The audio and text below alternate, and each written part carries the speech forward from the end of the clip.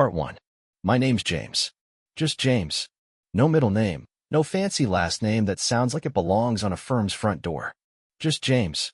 And up until about 6 months ago, I thought I was living the kind of life other guys envied.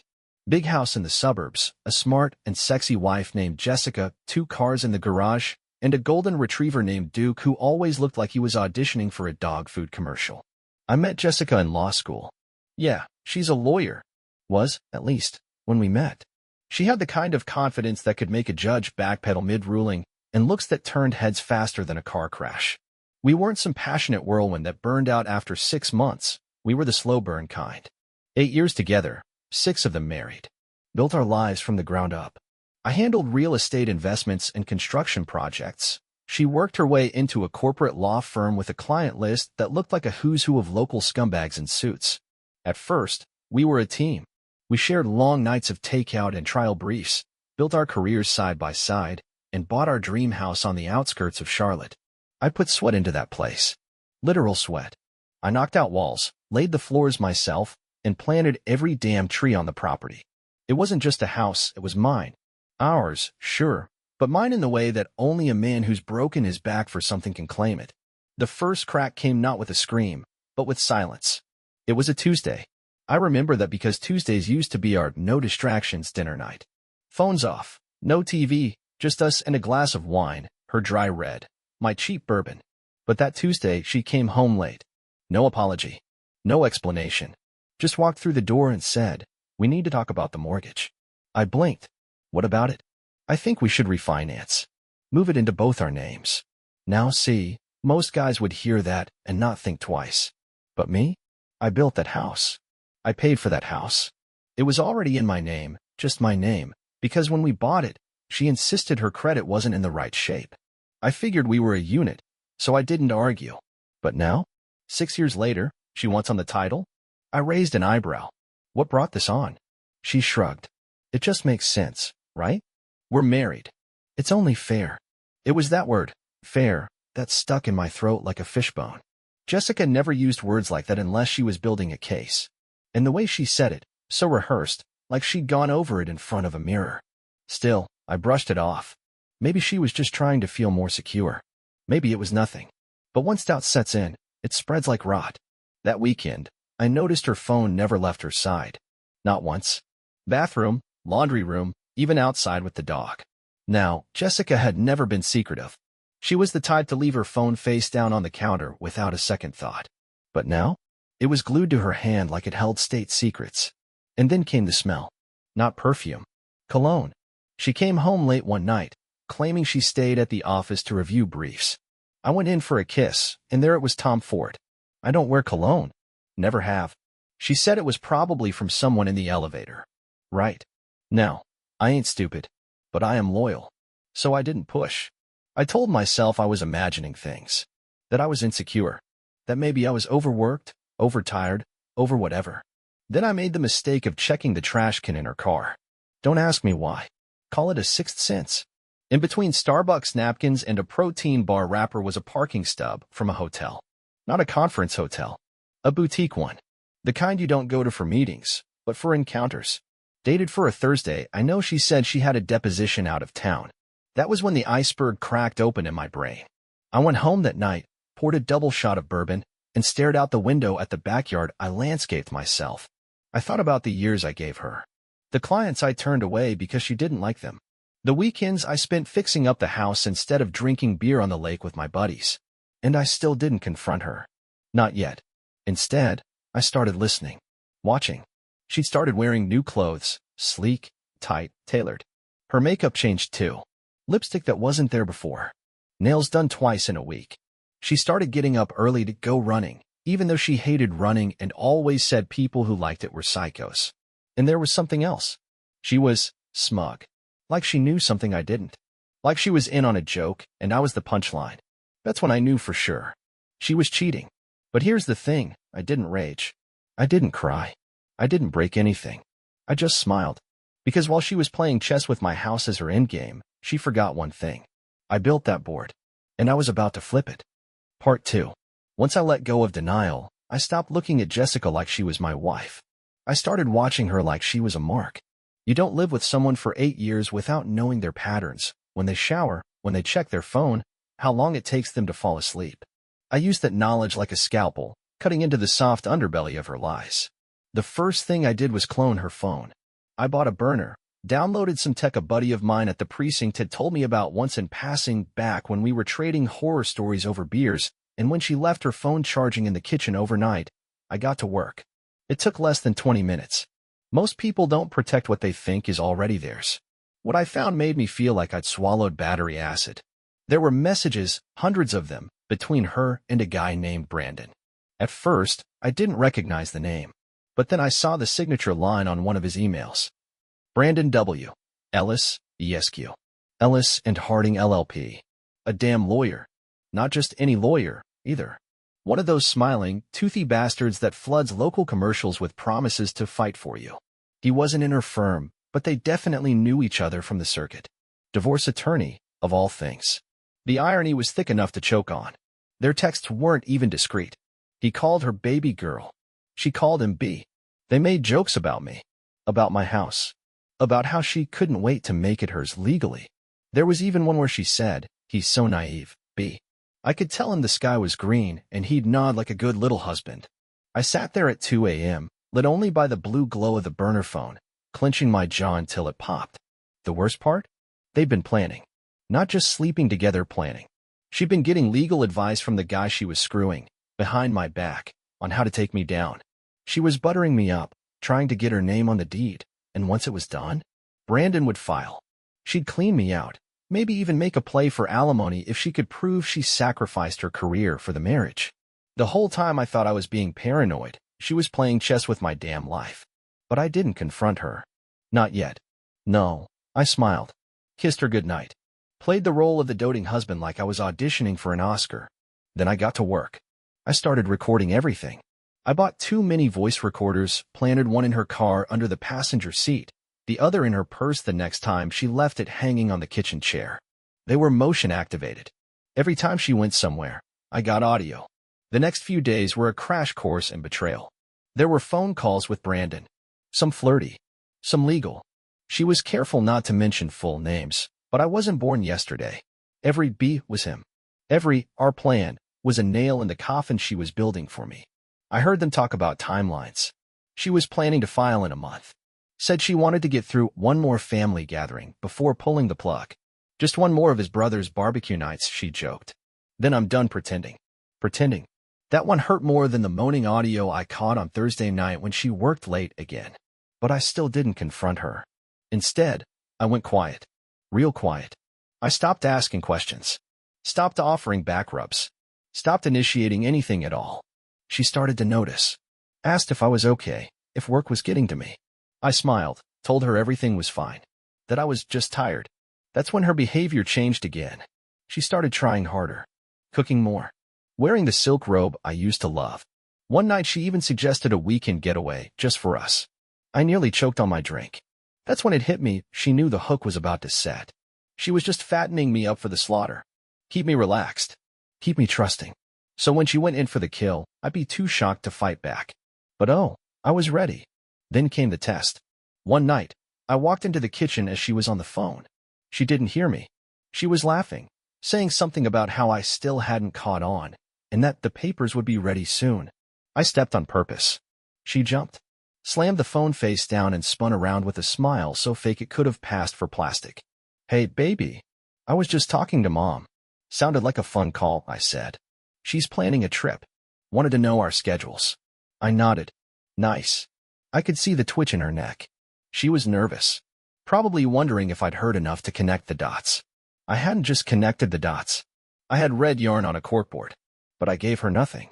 That night in bed, she curled up next to me, resting her head on my chest like nothing was wrong. You're so good to me, she whispered. I almost laughed. Instead, I said, always. That was the moment I decided I wasn't just going to survive this. I was going to bury her and that smug, grinning lawyer. She thought I was blind. She had no idea I was already digging graves. Part 3. I'd heard the whispers. I'd seen the messages. I'd smelled the cologne and memorized the lies. But nothing punches the soul like seeing betrayal in the flesh. It happened on a Thursday afternoon, The kind that's just boring enough to make you question your life. I was working from home, which really meant I was watching the house from my home office while pretending to draft a proposal. The cameras I'd installed were discreet, one in the living room clock, one in the hallway smoke detector, and the last in the corner of our bedroom, angled just enough to catch the bed and the door. At exactly 1:07 p.m., a black Lexus pulled into our driveway. Jessica had said she was going to the gym and then lunch with her assistant. But it wasn't her assistant walking through my front door. It was Brandon. He wasn't what I expected.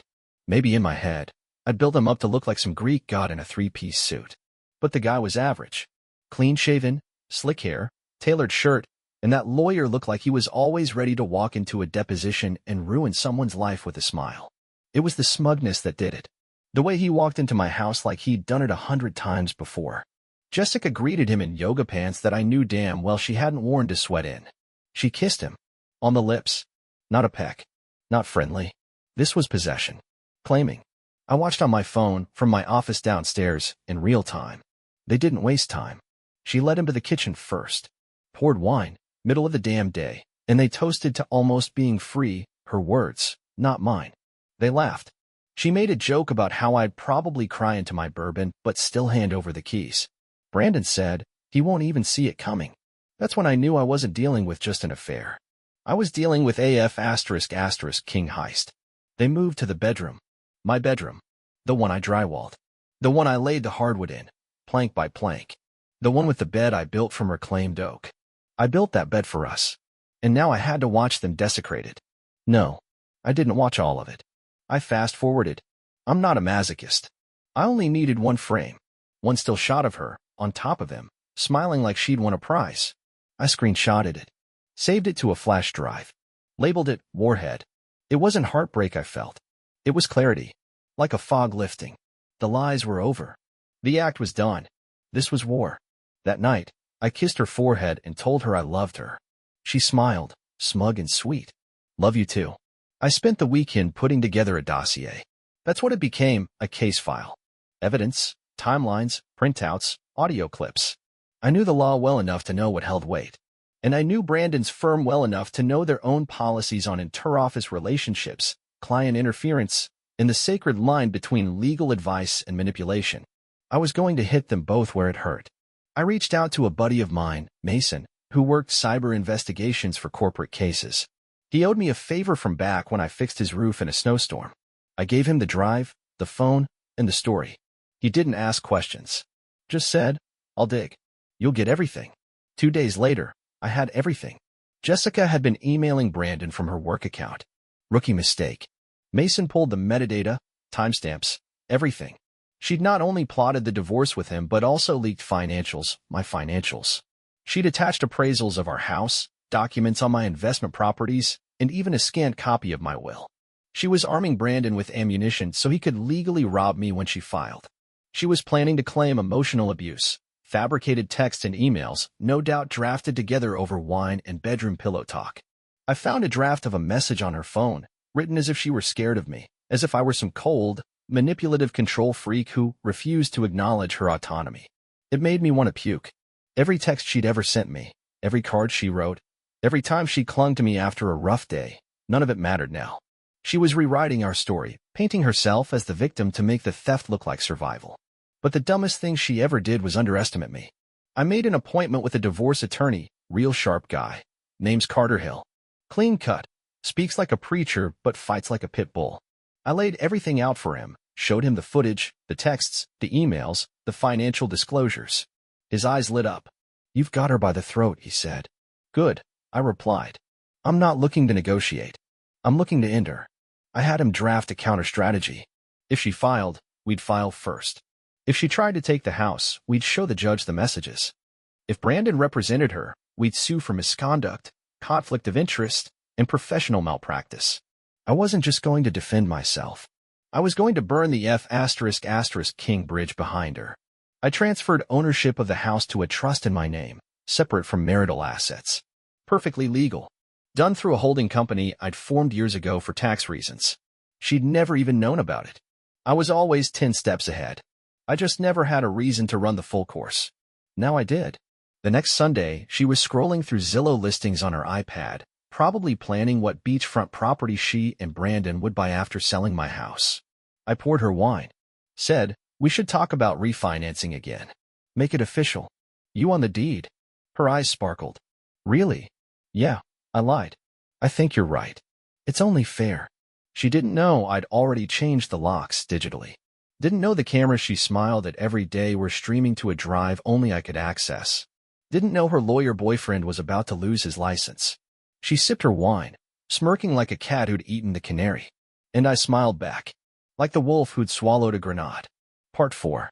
Revenge tastes best slow, like a fine bourbon aged in charred oak. And I've been aging this plan long enough to savor every damn drop. The Monday after Jessica's little Zillow safari, I made my move. At 8 a.m., she left for work wearing that confident sway in her walk, the one she usually saved for courtroom battles. She thought she was about to win the biggest case of her life, me, versus everything I'd built. What she didn't know was that I'd already flipped the verdict. By 9 a.m., I was in my attorney Carter Hill's office, signing the last of the documents. We filed the petition for divorce with supporting evidence of infidelity, collusion, and financial misconduct. The court date was fast-tracked, thanks to my exhibits and Brandon's involvement. Judges don't take kindly to lawyers who sleep with the opposing party and whisper legal strategies in bed. By noon, process servers walked into Jessica's office and handed her the divorce packet, front page stamped and filed, bold and loud. I imagined the moment clearly, her sitting at her desk, lipstick fresh, heels propped on the credenza, maybe even texting Brandon under the table. Then BM served in front of her colleagues. She would have tried to play it cool, but I knew her face. Knew it would crumple for just a moment. That was the moment I lived for. Later that day, Carter called me. "You'll want to sit down," he said. Turns out Brandon had panicked. Hard. The moment he got wind of the legal filing, he ran to his partners and tried to spin the story. Claimed Jessica was stalking him, that he was trying to cut her loose. Unfortunately for Brandon, his firm had already received an anonymous tip, including audio clips, screenshots, and a beautifully formatted timeline of the affair. With letterhead. Guess who sent it? Within 24 hours, Brandon was put on administrative leave pending investigation. By the end of the week, he was no longer with the firm. The cherry on top? I sent a printed copy of the court petition and the screenshots to the State Bar's Ethics Board. Not out of spite, out of civic duty. The internet was next. I didn't post anonymously. Hell no. I posted under my full name. Just facts, screenshots of texts, emails, and a brief story of what happened. I wasn't cruel. I didn't add commentary or insults. I let the truth do the cutting. Reddit, Facebook, even our neighborhood app, Nextdoor. Beware of this family law attorney who advises married women to dupe their husbands and use the courts as leverage. It didn't take long before the post caught fire. Friends started texting. Coworkers checked in. Jessica's social media went dark in a day. But that wasn't even the big hit. You see, while she'd been scheming with Brandon to get her name on the deed, I've been moving assets. First, the house. Transferred into a trust with a no dissolution clause and tied up in a business entity I co-owned with a high school buddy who owed me more favors than I could count. The house was now legally owned by JB Holdings LLC, and I was the only voting member. Even if a judge tried to award it to her, they'd have to crack through corporate veil protections and contractual walls that would take years and millions to dispute. She'd get tired of fighting long before she touched my doorknob. Second, the accounts. I closed our joint checking account the same morning I filed. Moved all marital funds into a temporary escrow controlled by my attorney. Every dollar accounted for. Every transaction documented. There was nothing she could touch without a legal order, and those would take weeks, minimum. She couldn't even buy groceries without using her own paycheck. Third, her job. Jessica worked for a mid-sized corporate firm. Nothing glamorous, but stable. What she forgot was that internal firm reputation matters just as much as courtroom wins. Once word got out about her affair with a competing divorce lawyer, and the fact she'd used privileged work access to send him confidential financials, she became a liability. HR started asking questions. Her supervising partner pulled her into meetings. I wasn't in the room, but I had friends. And word spreads fast in legal circles.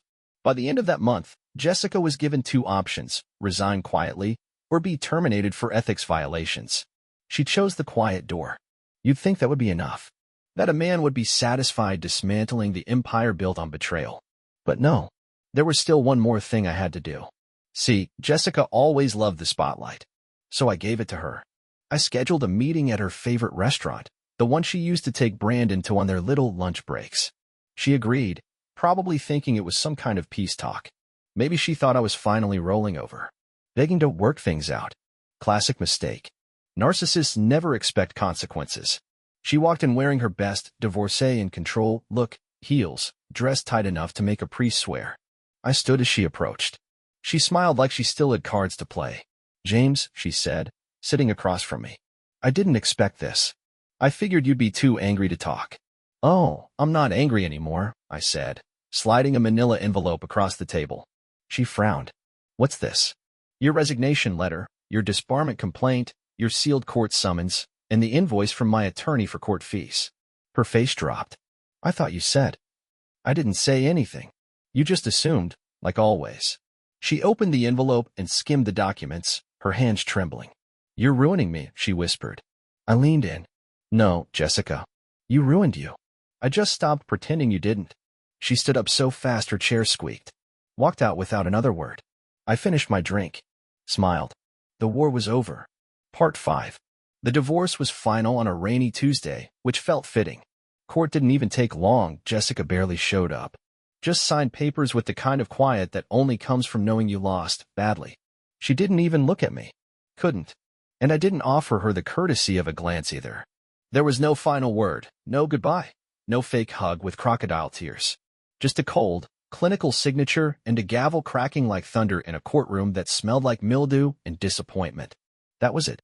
The war was officially over. She walked out with a suitcase of shattered pride, a few personal belongings, and her reputation in tatters. No house. No alimony. No stake in my company. The judge didn't even give her the car. Her attorney, some rookie public defender she hired after Brandon got disbarred, looked like a kid who wandered into the wrong profession. I almost felt bad for him. Almost. Brandon? Last I heard, he was bartending at some beach joint in Myrtle Beach, wearing a Hawaiian shirt and pretending he still mattered. State Bar pulled his license indefinitely. His firm issued a public statement disassociating from prior conduct and made him a cautionary tale at ethics seminars. Jessica, stripped of her career and credibility, moved back in with her mother 2 towns over. Her mom never liked me, always thought I was too simple. Yeah? Well, now her daughter's broke and jobless while I'm sipping whiskey by the fire in the house she tried to steal. Life's got a sense of humor like that. But let's talk about me. Let's talk about what came next. After the dust settled, I went quiet for a while. Deleted social media. Cut off half the people we used to call friends, because let's be real, half of them knew. Maybe not the details, but they knew enough to raise a damn eyebrow and never said a word. I don't need cowards in my circle. Instead, I rebuilt, piece by piece, day by day. I poured my focus into the business. Picked up a few commercial contracts that tripled my revenue in 6 months. Funny how clarity sharpens your hustle. While she was playing games, I was laying bricks, figuratively and literally. I remodeled the house too. Ripped out the bedroom floor. Couldn't stand the thought of her feet touching the same boards I bled to lay. Put in black walnut instead. Dark, clean, powerful. I threw out every damn bedsheet, dish, and photograph. Burned the wedding album in the fire pit one cold December night while Duke curled up next to me, watching the flames like they meant something. They did. Then, I started traveling. Solo. Hit the West Coast, then dipped into Montana for 2 weeks of fishing in solitude. I stood on cliffs taller than the lies she told me and breathed air she never poisoned. That's when it hit me. She didn't break me. She freed me. She lit the match thinking she'd watch me burn. Instead, I forged steel. I came back sharper. Stronger. Different. I joined a gym, not to get revenge bodied, but because it felt good to take up space again. Started boxing too. There's something honest about getting hit in the face. You learn real fast who you are when your nose is bleeding, and there's a man across from you daring you to quit. I never quit. Eventually, women noticed. I won't pretend I became some dating app Casanova. I wasn't interested in that world of filters and games. But real ones found me. Divorced women, single moms, women who'd been lied to, used, underestimated, just like me. You know what it's like to talk to someone who's been to war too? There's no small talk. Just respect. And then I met her. Rachel. She wasn't flashy. No high heels or courtroom swagger. She wore jeans and boots, ran a landscaping company, and knew more about engines than half the mechanics I hired. She didn't try to fix me. Didn't want me to fix her. We just worked. We talked like friends, laughed like idiots, and when we kissed, it didn't feel like filling a hole. It felt like finding a place to land. I told her everything. She didn't flinch. Just said, damn. But you're still standing. Damn right I am. The best part? We built slow.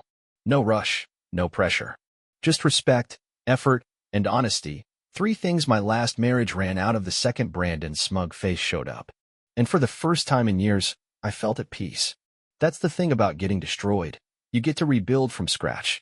No weak joints. No compromises. Just raw, honest foundations. These days, I walk through my home, and it feels like mine again, not just legally, but spiritually. There's no ghosts in the walls anymore. Just music playing, laughter in the kitchen, and quiet nights that don't end in suspicion. Sometimes people ask if I miss her. If I ever wonder what could have been. No. Because what was built on a lie. And what I have now, it's built on truth. On sweat, scars, and survival. So no, I don't miss her. I remember her. And then I remember who I became because of her. And that, my friend, that was worth the fire. The end.